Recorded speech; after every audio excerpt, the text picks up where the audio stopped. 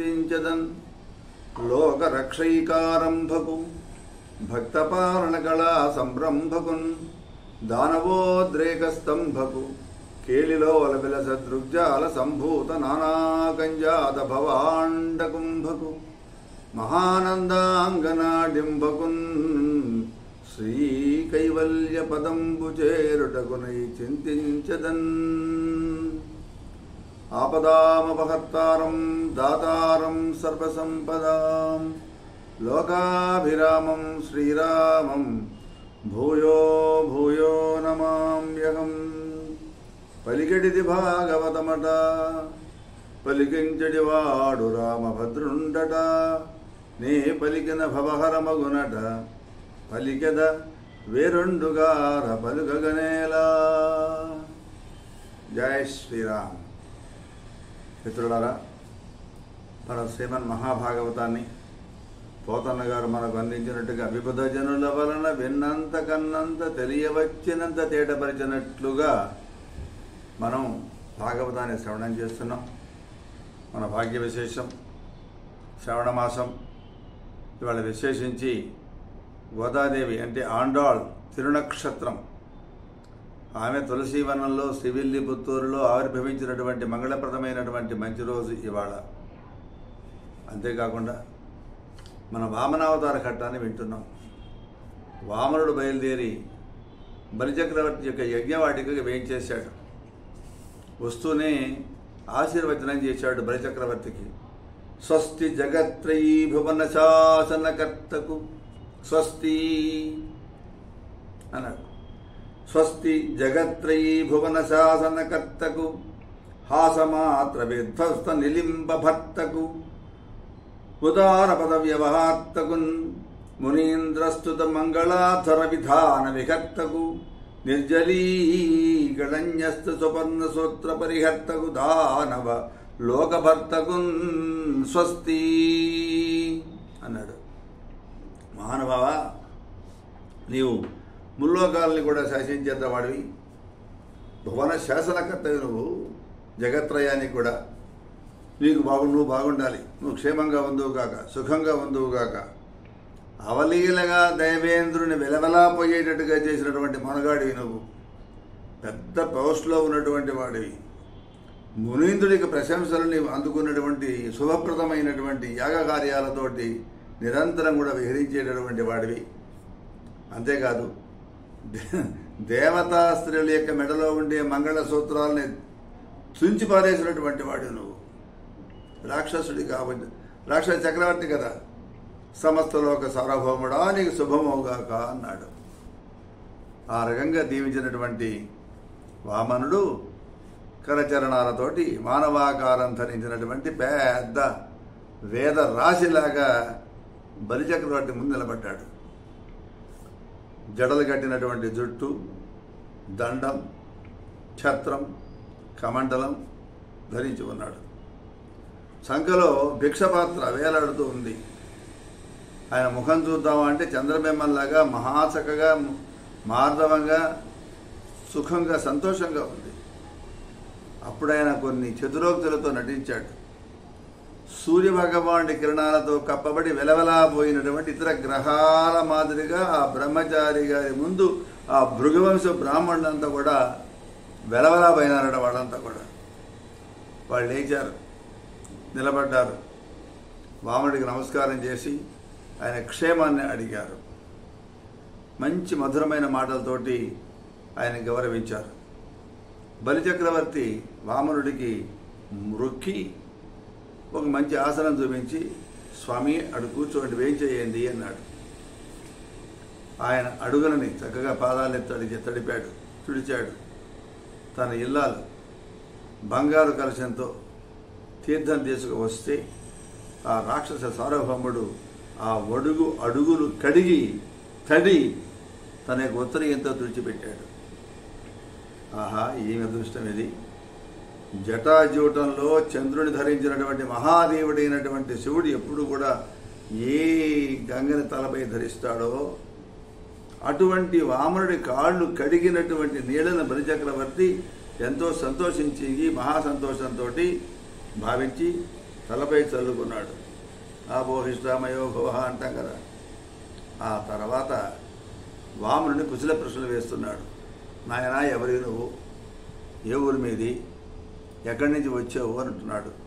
వడుగా ఎవరి వాడవు, వడుగా ఎవరి వాడవు, ఎవ్వడవు సంవాస స్థలం వెయ్యది, ఈ ఎడగున్ని వరుదంచుటను సఫలమయ్యన్ వంశమున్ జన్మమున్ కడు ధన్యాత్ముడనైది నీ ముఖం ఈ మఖము యజ్ఞం ఈ మఖము యోగ్యం వయ్యే నా కోరికల్ కడతేరెన్ సుహృతం బులయ్య సుఖులన్ కళ్యాణమిక్కాలమున్ అన్నాడు.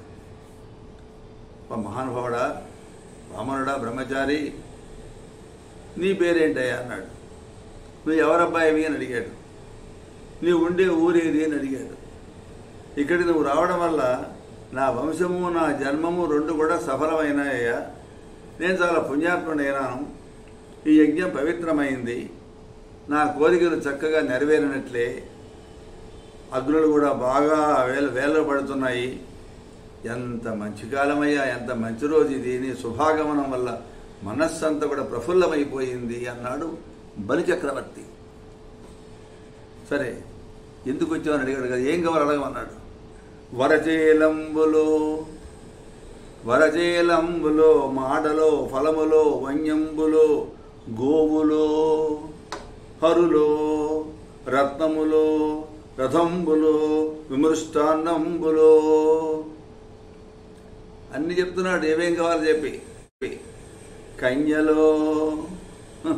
కన్యలో కరులో కాంచనము నికేతనములో గ్రామంబులో భూములో ధరణీఖండమిగాక ఏమి అడిగెదో ధాత్రీ సురేంద్రోత్తమా అని మన భాగ్య విశేషం వల్ల వెళ్ళిపండి. మన భాగ్య విశేషం వల్ల రండి స్వామి. మన ఢిల్లీ ఎంవి రామారావు గారు కూడా వేం చేశారు. మహానుభావుడు ఆయన, పరమ భాగవతోత్తములు. మన భాగవత గోష్ఠికి రావడం మనకు ఆనందం. ఇవాళ ఆండాళమ్మ గారి పుట్టినరోజు కూడా కావడం విశేషం. మహాభాగ్యం మహాభాగ్యం మహాభాగ్యం మహాభాగ్యం. కూర్చోండి, అర్థపట్టి రామారావు గారిని చూపించండి ఒకసారి. అందరూ వింటారు. జై శ్రీరామ్. ఆ రకంగా వామనావతారం జరుగుతున్నాం. దొంగవటు ఈయన మాయావి, లోపలేమో సాక్షాత్తు శ్రీమన్నారాయణుడు. వచ్చిన పని వేరు, ఉద్దేశం వేరు. ఊహాతీత ప్రతిభా విరాజి ఈ వామన చక్రవర్తి, ఈ వామన మహానుభావుడు బ్రహ్మచారి. ఆయన ఉద్దేశం ఏంటి? ఎట్లాగైనా సరే ఈ బలిచక్రవర్తిని వంచి ఆ స్వర్గాధిపత్యాన్ని మళ్ళా దేవేంద్రుడికి అప్పగిద్దాము అని.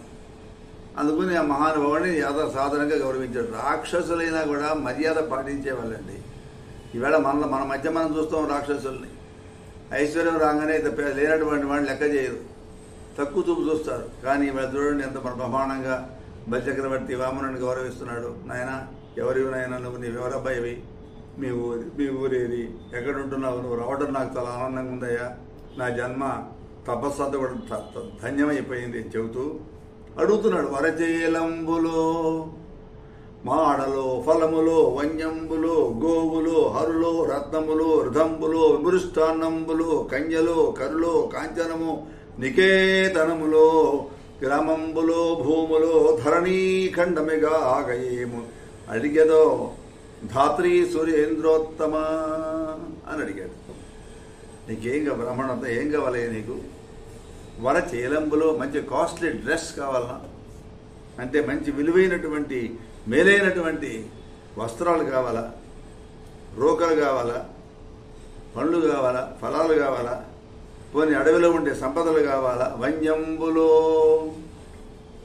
ఆవులు కావాలా, గుర్రాలు కావాలా, రత్నాలు కావాలా, రథాలు కావాలా, మంచి ఆహారాలు కావాలా, కన్యలు కావాలా, ఏనుగులు కావాలా, బంగారం కావాలా, భవనాలు కావాలా, నికేతనములో గ్రామాలు కావాలా, పొలాలు కావాలా, భూభాగం కావాలా, ఇవి కాకుండా ఇంకేమైనా కావాలా అడుగు అడిగితే అడుగు అని ఈ రకంగా ధర్మ ప్రకారంగా బలిచక్రవర్తి పలికినటువంటి పలుకులకి పరమ సంతోషపడ్డాడు వామనుడు. ఇప్పుడు ఆయన అడగాలి కదా, ఏం కావాలి అడగాలి కదా, అడగాల. ఆయన చెప్తున్నాడు ఇక్కడంత నాటకం. ఇప్పుడు ఆయన చెప్పేవాడి సమాధానం సూటిగా చెప్పాలంటే ఇరుక్కుపోయే ప్రమాదం. ఎదుటివాడికి అబద్ధం చెప్పకూడదు, నిజం దాచకూడదు. కాబట్టి అబద్ధానికి నిజానికి రెండు కలిసి వచ్చేట్టుగా సమాధానం చెప్తున్నాడు. ఎవరైనా అయ్యా నువ్వు ఏ ఊరు అన్నావు, ఎవరబ్బాయి అన్నావు, మనమే చేస్తున్నా వినమన్నాడు. ఇది నాకు నిలవని ఏ రీతి పలుకుదు, ఒకచోటనక ఎందు ఉండ నేర్తూ, ఎవ్వని వాడని అని ఏమని పలుకుదు, ఎవని వాడనంచు ఏమని పలుకుదు, నాయంత వాడనై నడవనేర్తు, నీ నడవడి అని ఎట్లు వకాణింతు, పూని ముప్పోగలబోవనేర్తు, అది నేర్తును ఇది నేర్తును అని ఏల చెప్పంగా, నేరువులన్నీయు నేన నేర్తూ, వరులుగారు నాకు వరులకు నేనవుదు, ఒంటివాడ చుట్ట మొగడు లేడు, సిరియు తొల్లి గలదు చెప్పెదనాటంకి, సుజనులందు తరచు చొచ్చుయుందు. ఇదే అని చెప్పే సమాధానం. సాక్షాత్ విశ్వరూపం.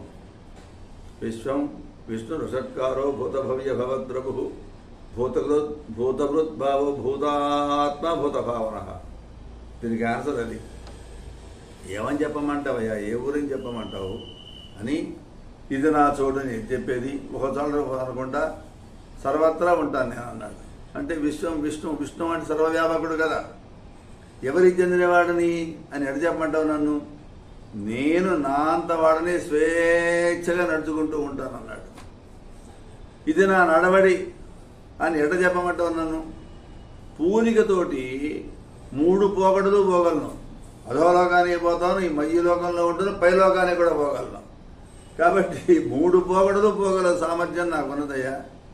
పైగా అది నేర్చుకున్నాను ఇది నేర్చుకున్నాను అని చెప్పడం ఎందుకు? అన్ని విద్యలు నేర్చుకున్నాను. వేరే వారు ఎవ్వరు కూడా నన్ను చేరదీసేవాళ్ళు ఎవరు లేరు నాకు. నేనే వాళ్ళందరినీ చేరదీస్తూ ఉంటాను. నేను ఒంటరి వాడిని. ఏకో విష్ణుర్ మహద్భూతం పృథక్ భూతాన్ని అనేకజ త్రీలోకాన్ వ్యాప్య భూతాత్మ భుక్తే విశ్వభగవ్యయ. కాబట్టి నాకు వేరే వాళ్ళు ఎవరు లేరు, నేను అందరూ చేరదీస్తూ ఉంటాను. నా ఒంటరి వాడిని అన్నాడు. నాకెవరు చుట్టాలు ఎవరు లేరు. వెనకడికి నాకు సిరి ఉండేది, అంటే లక్ష్మీదేవి, మహాలక్ష్మి పరమపదంలో వేంచేసి ఉన్నప్పుడు ఆమె నాకు సిరి ఉండేది. ఎక్కువగా నేను మంచి వాళ్ళతో కలిసి వాళ్ళ మధ్య ఉంటూ ఉంటాను. అదే వాళ్ళ నా నివాసం. అందరి హృదయాల్లో ఉంటాను. మంచి వాళ్ళ యొక్క మంచి మనస్సులో నేను ఉంటాను అని చెప్పాడు. ఏం చెప్పాలి సమాధానం? జై శ్రీరామ్.